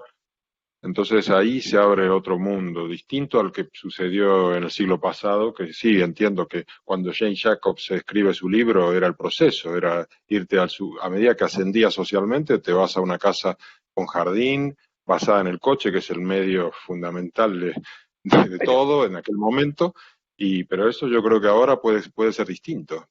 Pero bueno, pero eso no. Estaba, bueno, generado y provocado, no es natural, ¿no? Y aparte, otra vez, ¿quién teletrabaja? Acabo de cerrar la puerta porque estaban pasando a limpiar la calle. Esos señores no van a teletrabajar. No, lo que dijo claro. También Daniel antes. Pero hay un 30%. Pues es en torno al 30%. Un 30 no es despreciable. Y ese 30% puede generar un cambio de tendencia. Pero puede correr el riesgo que se vayan otra vez quienes tienen como clases medias y medias altas, con lo cual también para las ciudades no es bueno eso, la ciudad se pauperiza, ya lo hemos vivido. No se queda quien no se puede huir, se queda en la ciudad, y los que pueden huir, huyen. Yo creo que tampoco es un buen modelo. No niego que va a cambiar y que evidentemente estamos usando tecnologías, pero que hay que poner como todas las variables sobre la mesa. Sí, yo creo que yo creo que el cambio será sobre todo tecnológico. Nos hemos acostumbrado en estos 2 meses, por ejemplo, a pagar con tarjeta, a utilizar. Yo no había utilizado nunca tanto el ordenador, nunca había dado clase con un ordenador, el trabajo no lo había hecho nunca, pero ahora nos hemos acostumbrado y hemos visto que es muy cómodo. O sea, en muchas reuniones nos las hubiéramos podido ahorrar utilizando Skype, Jitsi, Zoom. Lo que pasa es que yo veo los aspectos positivos, evidentemente, sobre el tema del transporte, pero empiezo a ver también las posibilidades negativas, el tema sobre las relaciones sociales, el tema de la virtualización del trabajo. Yo ya salía poco de casa, ahora dando clases, para mí salir a dar clases y a la escuela era algo positivo y que me permitía dar un paseo, ¿no? Es que me veo en el futuro encerrado en casa sin pandemia toda la semana. Yo creo que eso es un peligro, ¿no? Y además depender siempre más de la tecnología, que evidentemente no hay que ver de una manera negativa, pero hay que valorar también algunas consecuencias negativas que puede tener esta dependencia tecnológica. Y sobre el tema también de ir a vivir fuera de la ciudad, la verdad es que personalmente, como urbanita, he cambiado mis hábitos con el tiempo, pero también me puedo permitir de cambiar mis hábitos. Yo vivo en el centro de Barcelona, trabajo a 10 minutos a pie, o sea, realmente no necesito coche. Y también hay que ver cuál es el estilo de vida que tienes y cuál es el contexto en el que te mueves. Yo cuando vivía en Roma hace muchísimo tiempo, estaba obligado, por cómo es la ciudad, por las dificultades de transporte que tiene, estaba obligado a tener coche y moto. En cambio, Barcelona es una ciudad compacta, es una ciudad que tiene una red de transporte moderna y eficiente que permite vivir sin coche. O sea, hay que también a veces nuestras decisiones personales son limitadas al tipo de vida que que hacemos. Gracias. Seguimos entonces con otra pregunta que le voy a dirigir a Zaida. Dice Manuel Ruz Vargas, dice, ¿se puede revertir la participación de la iniciativa privada en la planeación urbana? Yo creo también son decisiones políticas y posiciones políticas, ¿no? Yo creo que el urbanismo es público en el sentido que no porque sea de los políticos, sino que debería ser acciones que se deben tomar de manera conjunta, insisto, por el bien común, ¿no? Y muchas veces cuando el urbanismo está dirigido por intereses privados, evidentemente el bien común no es lo que prevalece, ¿no? Sino es el negocio que yo pueda hacer. Y creo que, bueno, personalmente no conozco buenos ejemplos de un urbanismo privado o privatizado. Evidentemente, el sector privado en el sistema económico que vivimos es un sector que se ha de estar y hay que tenerse en cuenta, pero para mí no ha de ser el líder de los proyectos urbanos. Pero eso también tiene que ver con que tener ciudadanía activa puede presionar un poco. También es cierto que nuestros sistemas jurídicos legales muchas veces están muy preparados para que intervenga el privado como inversor y no el privado como ciudadanía. Entonces, porque al final la ciudadanía también es privada, ¿no? Y no siempre, y también puede haber intereses que no son para el bien común. Pero yo creo que para mí, o sea, como entiendo el urbanismo lo entiendo como a pesar que muchas veces no se da, como una herramienta de justicia social y de equilibrio social. Entonces, no puede estar en manos de una empresa que tiene que hacer negocio. Gracias. La siguiente pregunta es para Daniel, se la hace directamente Edmundo Morales Ramos. Dice, Daniel mencionó a la ciudad compacta como respuesta. ¿Qué tan compacta o qué tan densa deben ser las ciudades post-COVID?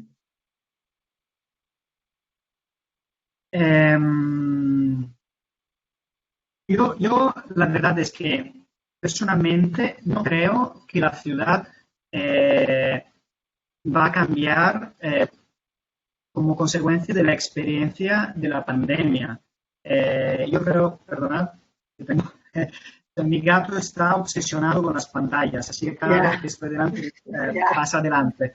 Yo no creo que en los próximos años habrá cambios en el planeamiento de las ciudades por las experiencias que hemos vivido. En cambio, sí que habrá cambios que serán inevitables respecto al tema de a cómo responderemos al cambio climático y a problemas que tendrán que ver, por ejemplo, con la alimentación. El cambio climático es un tema que, por ejemplo, para mí, yo he empezado a leer y a interesarme muy recientemente y me siento culpable por esto. Es un tema que hemos ido escuchando en la televisión, pero la verdad es que es una realidad. En las próximas décadas ya sabremos que nuestro planeta cambiará y no será exclusivamente que el nivel de las aguas crecerá y habrá algunas partes que se quedarán inundadas. Tendremos problemas, por ejemplo, de inundaciones de áreas que están cultivadas. O sea que tendremos aumento de población y menos recursos para abastecerla. Habrá zonas urbanas que ya no serán habitables. Entonces tendremos refugiados climáticos, zonas donde no se podrá vivir. Yo creo que el desafío será justamente esto en los próximos años. De qué manera de organizarnos para, por ejemplo, para solucionar problemas de vivienda y problemas de dar servicios a muchos ciudadanos.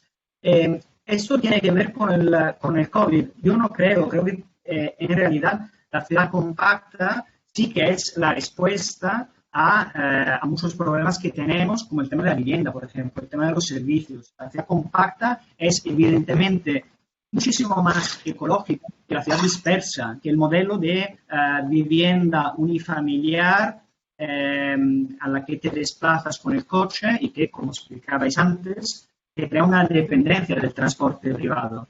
El modelo sostenible es el modelo de ciudad compacta, en la que vas a pie, vas en bicicleta, utilices el metro, el transporte público, también un apartamento en un bloque de viviendas es mucho más sostenible que una vivienda aislada en la naturaleza, a pesar de que hayas utilizado tecnología ecológica o hayas utilizado paneles solares.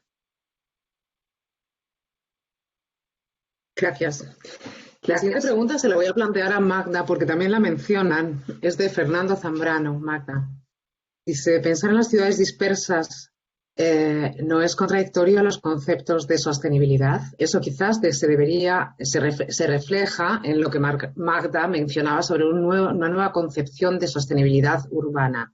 Entonces, os planteo la siguiente pregunta. ¿Son las ciudades densificadas ciudades saludables?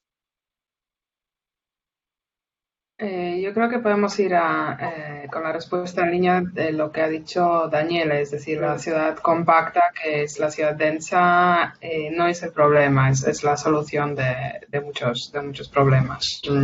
A pesar de que vivir entre la naturaleza del extrarradio nos puede parecer muy agradable, muy natural, pero que es poco sostenible, ¿no? Tanto en el gasto económico de desplazamientos como en la huella medioambiental que dejan estos desplazamientos. Por lo tanto, es la ciudad compacta la que al final, a pesar de toda la mala fama por los índices de contaminación de todo tipo, atmosférica, acústica, lumínica y demás que tiene, pero ahí tenemos que buscar la solución y no en expandir nuestra ciudad, aumentar distancias y potenciar desplazamientos constantes, aunque Jorge dice que estos desplazamientos ya no se darán debido a que habrá un alto porcentaje de teletrabajo. Yo también quiero pensar en esta línea, pero no tengo la seguridad porque creo que con esta experiencia ha potenciado mucho teletrabajo, pero ha sido no suficientemente larga como para que se nos crea un nuevo hábito, ¿no? Es un experimento que hemos tratado como transitorio, que ojalá aprendamos mucho de ello, pero creo que nuestras expectativas, que la realidad no estará a la altura de nuestras expectativas y que tan pronto entremos en una nueva normalidad, cogeremos el coche, volveremos a ir cada día o casi a la oficina. Por lo tanto, ahí es la ciudad compacta con sus desplazamientos cortos, con su peatonalización, con sus vías para bicicletas, la que nos puede salvar del agravamiento del problema del cambio climático, creo. Por lo tanto, apuesto plenamente por la ciudad compacta. ¿Puedo hacer un comentario del teletrabajo de estos días? El teletrabajo no es lo que ha hecho gente que ha tenido que usar su mesa de comedor para dar clases mientras los niños le pasaban por arriba la cabeza. Eso no es teletrabajo. Eso es suplir una emergencia. Entonces, si realmente queremos teletrabajo, como en los sitios que se hace teletrabajo en serio, o sea, en casa tienes que tener una casa más grande, la empresa te tiene que poner los servicios adecuados para que tú puedas trabajar en casa, buenos ordenadores, una buena silla que cumpla con... Yo no me considero que tenga malas sillas, pero mirando lo que me mandó la universidad, ya ninguna de mis sillas cumple. Son sillas de oficina, no sé. Entonces, esto no ha sido teletrabajo, esto ha sido confinamiento. Y entonces hemos hecho lo que hemos podido, ¿no? Entonces realmente, no sé, por ejemplo, en las universidades ha habido muchas quejas, ¿no? Tenemos profesores que son asociados, que en el caso de España, o pasa en cualquier lado, que son profesores con pocas horas, con poco sueldo, porque tienen que poner sus 4G, su ordenador, tener ordenador adecuado, tener cámara, y los estudiantes también. Entonces, bueno, ese cambio, si queremos, también tienen evidentemente unos costos, y ¿quién los va a pagar? Si me permite, sí, si me permites participar en esta cuestión, pero que estamos súper metidos en ello, como comentaba antes, nosotros hemos reducido nuestra oficina física a la mitad. Eso supone un ahorro, bueno, bastante importante. Ya lo hemos hecho la semana pasada, fue una locura, porque tuvimos que hacerlo a toda pastilla, porque justo apareció un interesado en el ala que íbamos a dejar libre, pero nos venía bien con esta idea. Entonces ahora lo que hemos hecho es, quedarnos con la mitad de puestos con lo cual estamos obligados a establecer unos turnos, es decir, que cada uno de nosotros va a ir a la oficina 2 veces a la semana, aprox, y estamos haciendo la lista de cosas y los costes que le vamos a dar a la gente en su casa. De hecho, ya a muchos ya se lo dimos, es decir, ordenadores, sillas, pero ahora vamos a dar un paso más, que es pasar a ver en qué medida el teletrabajo está incrementando los gastos de energía, de climatización, por supuesto, de Wi-Fi. ¿Y de dónde sale ese dinero? Sale del ahorro de la reducción de nuestra oficina física. Yo creo que esa situación no vamos a ser los únicos, no somos una excepción. Empresas y muchos lo están planteando, y es como un trasvase de recursos de invertir en una oficina para invertir en espacios de trabajo en las casas, que efectivamente algunas son adecuadas, otras no, pero las que no, ahí también lo que estamos viendo es que esas personas que no puedan utilizar su casa, pues que usen un coworking cercano a su casa. Entonces nosotros también contribuiremos en ese coworking, y ese coworking que estaba un poquito como una idea, pero que no terminaba de cuajar, yo creo que ahora va a pegar un impulso el principio este de los coworkings. Y de hecho nosotros hace poquito hemos sacado un handbook con una idea que a mí me encanta, porque de hecho la hemos testeado con algunos clientes y también les gusta mucho, sobre todo el sector hotelero, que está en problemas con el turismo, que va a tener un par de años muy malos, y estamos planteando la idea de que algunos hoteles se puedan reconvertir a una oferta de co-living y coworking orientada específicamente a teletrabajadores que quieran pasar un tiempo en otro lugar, o que pasen una especie de vacación laboral, si quieres, y te vas 3 meses a Marbella o a no sé a dónde a teletrabajar desde allí. Yo creo que va a haber todo tipo de movidas, oficinas vacías. Es decir, que entramos en un periodo de transformación y puede ser una gran oportunidad. Gracias, Jorge. Y Zaida. La siguiente pregunta se la paso a Daniel. La hace Fabián Lozano y dice: a lo largo del siglo XX hemos visto cómo los modelos de ciudad europeos y norteamericanos se han replicado en muchos lugares del mundo. ¿Cómo podría pensarse una ciudad ideal que no parta de los modelos homogéneos y que sea aplicable para lugares como América Latina, Asia y África? Wow.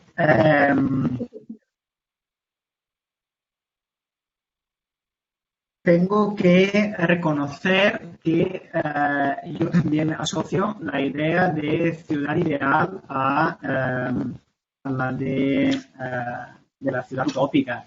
Yo no sé si hay un modelo de... Si estáis pensando en un modelo de ciudad ideal para construir, que sea eficiente, ecológica, y que se pueda reproducir en todos los lugares, os diré que yo tengo algunas dudas sobre estos modelos. Entiendo que es muy fascinante y ha sido muy utilizado en el campo de la arquitectura, en el campo también de la investigación,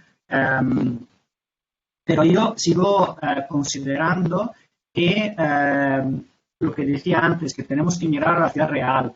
Yo creo que el futuro tendrá que ver más con transformar nuestras ciudades para hacerlas más sostenibles, más que construir unas nuevas ciudades igual tecnológicas, perfectamente funcionantes, ideales, que respondan a problemáticas que tenemos, pero que serán probablemente mucho más caras de construir y de realizar que reutilizando lo que ya tenemos construido. Yo creo que el futuro pasa por esto, por reutilizar lo que tenemos, ¿vale? También el tema de la vivienda, utilizar las viviendas vacías, más que construir una ciudad ideal que además poco tiene que ver con el contexto, porque igual es la misma ciudad que puedes construir en distintos continentes. No sé si he contestado. Sí, es contestado. Gracias. La siguiente se la voy a pasar a Jorge. Dice Elena Guzmán, si los ciudadanos aprendiéramos a respetar el espacio público, nos comprometiéramos en su desarrollo hacia una ciudad más humana, nos comprometeríamos en preparados en nuestro papel de especialistas, movimientos sociales, administraciones para alentar y permitir que esto ocurra. ¿Existen cauces que lo permitan? Espera que lo estoy leyendo porque como se cortó un poco. ¿Quieres que lo lea de nuevo? No, la tengo delante. A ver, respetar el espacio público. Bueno, ahí me referiría a Jane Jacobs, ¿no?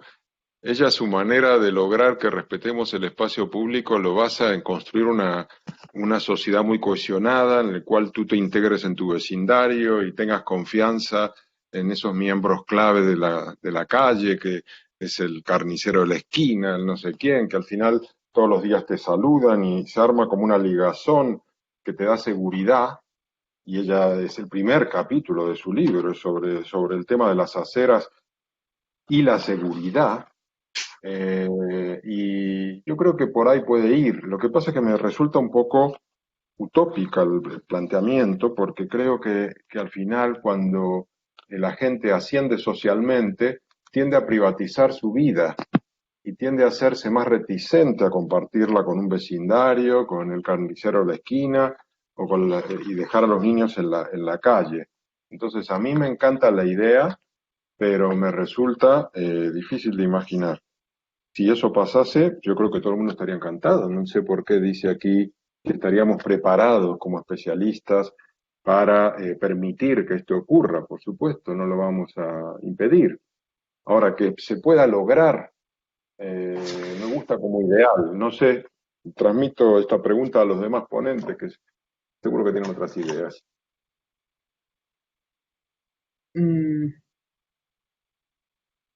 Zaida, tú, que me miras, a ver. No. Claro, yo creo que lo que no es tanto, yo creo que es respetar el espacio público, sino aprender a vivir en la diferencia, que no en la desigualdad, ¿no? Y aceptarnos y respetarnos en estas diversidades. Eso es el aprendizaje máximo del espacio público. El espacio público no será nunca un centro comercial, todo impoluto y blanco y todo limpio. Tiene otras variables y que son interesantes, ¿no? Y entonces, claro, esto podría hilarse con la pregunta que le hacían antes a Daniele, ¿no? Esa ciudad modelo que se traslada. La ciudad modelo, insisto, le dije antes también, es la de cada sociedad. No existe no puede haber una ciudad modelo, porque la ciudad tiene que ver con el territorio donde está, su historia, su desarrollo, su país, su gente, su momento. O sea, son tantas cosas que hacen que este horror que hemos vivido en los últimos 30 años, que se fueron copiando cosas de ciudades en otras ciudades, mata a la ciudad. La ciudad precisamente es esa diversidad. Y el espacio público será en función de esa diversidad. También antes preguntaban, claro, decir para ciudades de China, África y América Latina es como imposible, ¿no? Y los espacios públicos de muchas ciudades americanas y asiáticas y africanas son una maravilla. Claro, no tienen prolijito como aquí todo acabado, pero son una maravilla de vitalidad. Pero depende qué modelo le estemos queriendo poner a ese espacio público que miramos, ¿no? Para que nos encaje. Más que moverle un modelo, otra vez en Jacobs, es mirar y aprender de lo que hay, ¿no? Y apreciarlo. Yo creo que, si me permitís, disculpa, Daniel. No, perdona, adelante. Simplemente un pequeño inciso.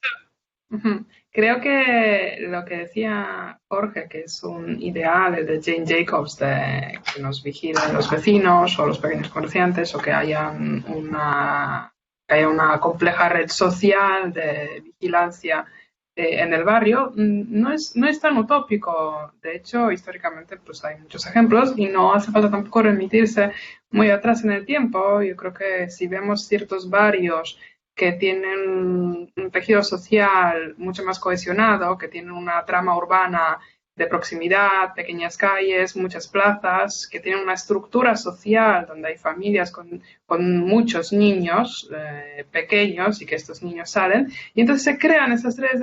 Hablo concretamente, por ejemplo, del Planó en Barcelona, que podría ser ciertas partes, ¿no? O Vila Olímpica, donde la estructura social del barrio promueve a que aparezcan espontáneamente estas redes de videovigilancia, y los niños, no es tan utópico como que a partir de los 3 años ya corretean por la calle sueltos, pero salen a la, que es muy curioso porque es una pequeña comparación contra otros barrios, salen a la calle y se mueven de forma independiente antes que en otros barrios donde estos fenómenos de cohesión social no ocurren. Por lo tanto, es una realidad que yo apostaría mucho por promoverla, y cambiaría los carniceros por las fruterías, porque también cambian los hábitos alimenticios. Y disculpa, Daniela, que te he entrado. No, disculpa, es que es el programa de estas conexiones. Yo suelo decir una cosa, que de cosas positivas que recordaré de este periodo, hay este momento en el que seguramente vosotros también habéis empezado a recibir imágenes de animales salvajes en las ciudades. Aquí en Barcelona se pasaron vídeos de los jabalíes, delfines, pero a mí lo que más me ha impactado cuando pudimos empezar a salir de casa y pasear es ver algunos barrios sin el turismo de masa. Y sobre todo, y Zaida lo sabrá perfectamente porque vive en Ciudad Bella, puedo ver un distrito como el de Ciudad Bella, que es un distrito que donde hay un monopolio del turismo en el uso del espacio público, en el que vemos que se ha vuelto a ser una ciudad normal como tendría que ser. O sea, en los últimos momentos hemos visto niños que juegan en las plazas. Puedes ir a tomar algo en Plaza Real, que es algo que no se hace desde hace muchísimo tiempo.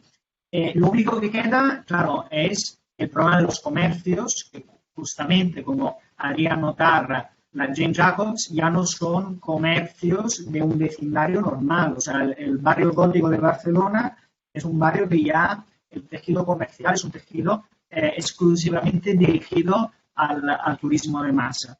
Pero sí que el turismo volverá, pero estamos en este periodo, los que vivimos en Barcelona, estamos gozando de esta cosa tan especial que es volver a ver el barrio y poder vivir algunas plazas como no lo habíamos vivido nunca. Sí, es una maravilla ver la ciudad así. La siguiente pregunta se la voy a dirigir a Zaida porque su nombre está en la misma pregunta, ¿no? Dice, soy Diana Catherine Wahanic, arquitecta de Colombia. Muy interesante la utopía que proponía Zaida en su intervención, que no vivamos para tener, sino que vivamos para vivir. En este tiempo de pandemia nos hemos dado cuenta de muchas cosas superfluas por las que nos preocupábamos demasiado, como ¿qué es vivir para vivir?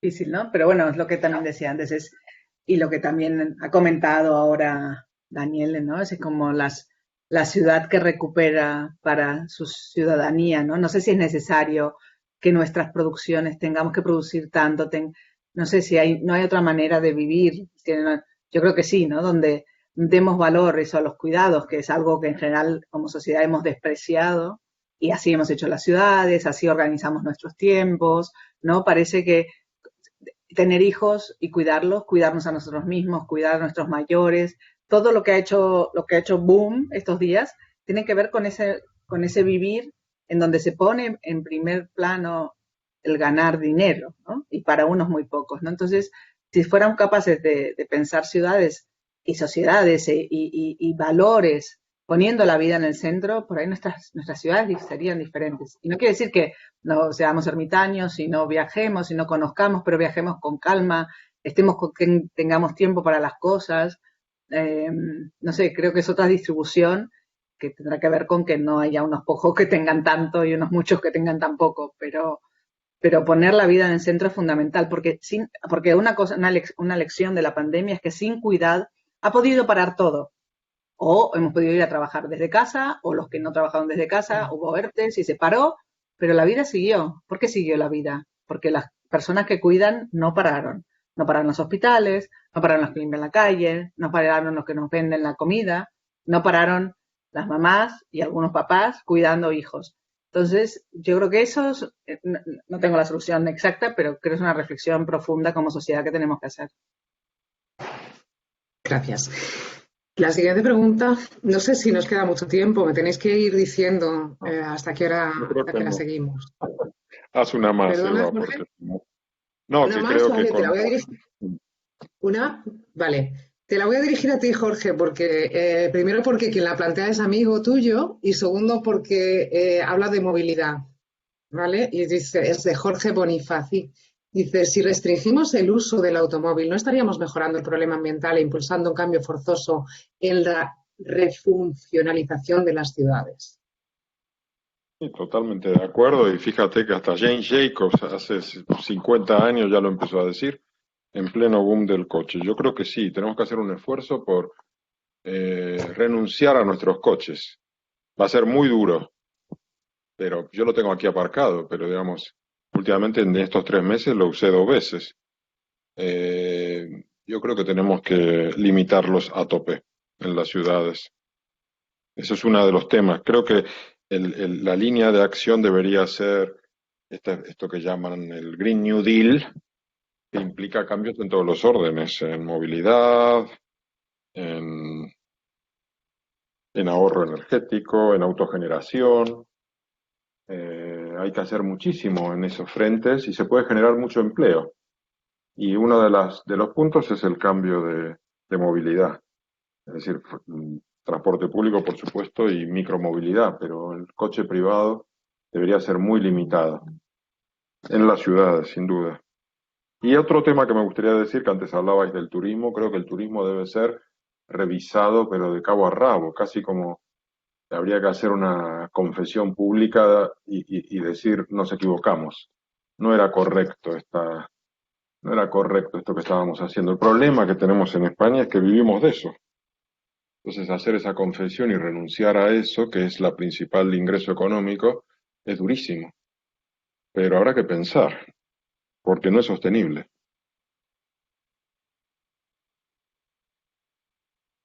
Creo. No es sostenible y evidentemente no es una riqueza. O sea, muchos puestos de trabajo alrededor, eso tampoco, no solo es que las ciudades están demasiado llenas, la movilidad que genera, etcétera, sino que los trabajos que se generan en torno, la mayoría son demasiado precarios, demasiado poco de cuidado de vida. Por tanto, yo creo que una verdadera política industrial lo que debería pensar, y política de país o de Europa, pensar en toda esa refuncionalización, lo que decías, ¿no? En esas nuevas maneras, ese New Deal, ese Green New Deal, lo que tiene que ver es con pensemos de otra manera, ¿no? Entonces, no es en lugar de tener el coche, compartamos el coche, ¿no? Y creo que un poco eso debería ir en todo y tiene que ver otra vez con la vida, ¿no? Necesitamos casas para vivir, no casas para negociar. Entonces también tenemos casas para vivir, tenemos coches porque una de las posibles movimientos es el coche. Cuando caminando es un extremo, pero nada es tuyo, ¿no? O sea, eso lo han probado como el leasing y otros sistemas. Entonces creo que sí que estamos en ese camino de cambio, pero bueno, que requiere valentía por muchas partes.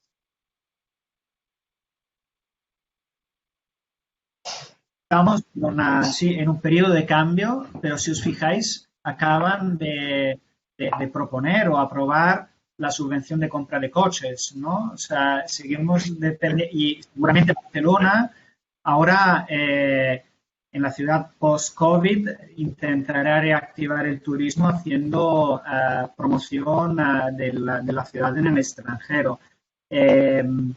Yo no veo que haya una intención de revertir algunas cosas, pero lo entiendo también perfectamente porque somos dependientes del turismo, porque el sector de la construcción de coches sigue siendo una actividad industrial importante y, claro, son conflictos que tendremos en el futuro estos también, ¿no?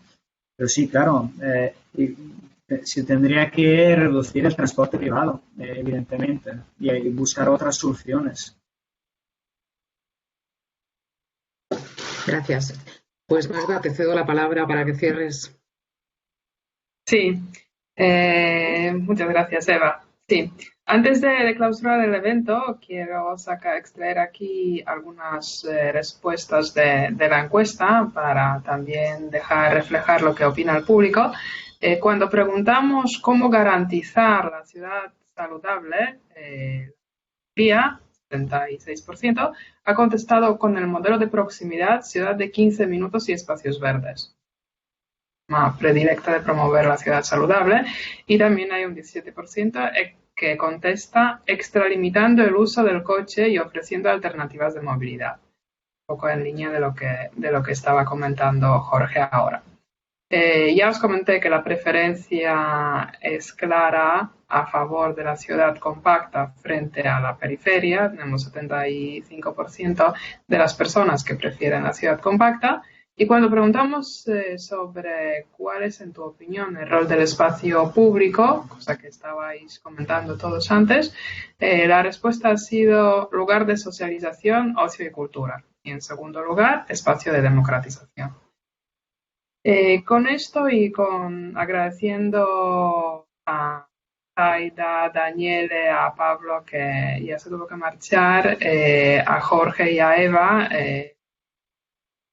la participación en el debate, comentar a las personas que formularon las preguntas que las que no se han contestado no caen en el saco roto, porque los retomamos para reflexionar para los futuros debates. Algunos también los contestamos a través de redes sociales. Por lo tanto, siempre vuestra reflexión nos sirve mucho, pues, para poder sacar nuevos temas y también para aprender, por supuesto, porque al final estos eventos también los hacemos para aprender. Y a partir de ahí, pues muchísimas gracias. Jorge, creo que antes de apretar el botón de finalizar, querías anunciar el siguiente debate y también el debate sobre el libro, ¿no?, de Jane Jacobs, que continuaremos ya en el grupo de Club de Lecturas. Así que te cedo ya la palabra. Bueno, muchas gracias, Magda. No, simplemente estoy compartiendo en pantalla lo que va a ser nuestro próximo Debates Urbanos, el número 4 en septiembre. La fecha ya la fijaremos, que será el libro Happy City de Charles Montgomery, y bueno, ya definiremos los invitados. Y para los que os hayáis quedado con ganas de seguir debatiendo sobre Jane Jacobs, este sábado a las 7 de la tarde vamos a hacer un debate dentro del Club de Lecturas específico sobre el libro, y podéis, si entráis en clubdelecturas.com, encontraréis el cartel del debate y el link de la videoconferencia en Zoom. Y estáis invitados a participar. Así que nada más. Magda, lo cierras tú, lo cierro yo. Decimos muchas gracias a todos. Te paso la palabra final, Magda. Muchísimas gracias. Agradeceros vuestra participación, vuestras respuestas, a los ponentes, a los moderadores, a los organizadores, a Shu también, que está en el backstage, y a todos los que han estado siguiendo este tiempo. Muchas gracias. Ahora sí puedes apretar ya el botón. Adiós. Gracias a vosotros. Adiós. Gracias. Adiós, gracias. Hasta luego. Gracias. Adiós.